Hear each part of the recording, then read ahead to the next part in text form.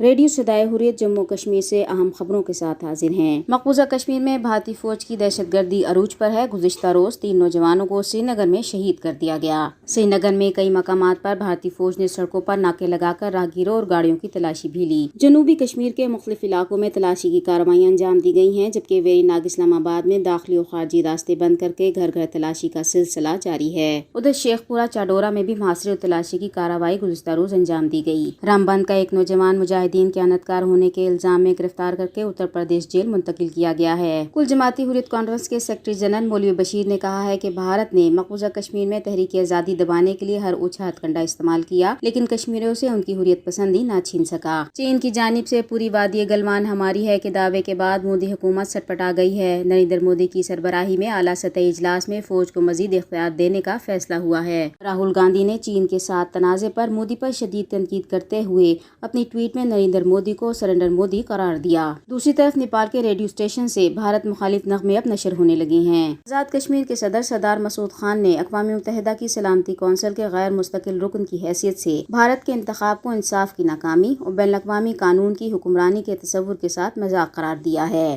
امریکی state department نے کہا ہے کہ پاک بھارت کشیدگی کم کرنے کے لیے مذاکرات کی حوصلہ افزائی کرتے ہیں۔ اس کے ساتھ ہی خبریں ختم ہوئیں۔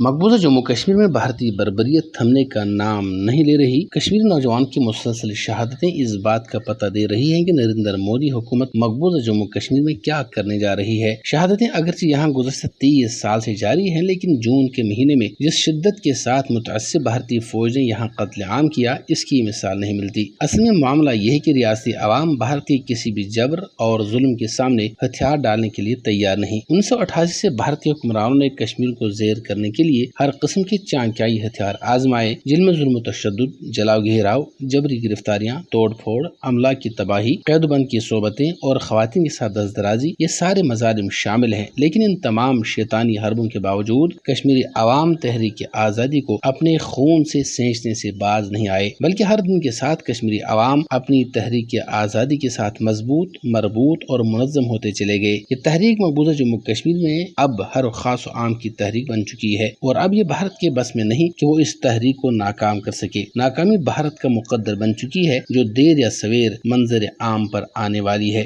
بھارت کی ناکامی بھارتی عوام کے ساتھ ساتھ دنیا بھر کے لوگ بھی اپنی آنکھوں سے دیکھیں گے۔ کشمیری بھارت کے ظلم سے ہمیشہ کے لیے آزاد ہوں گے اور اپنی آزاد مرضی کے ساتھ اپنی زندگی گزاریں گے، انشاءاللہ العزیز۔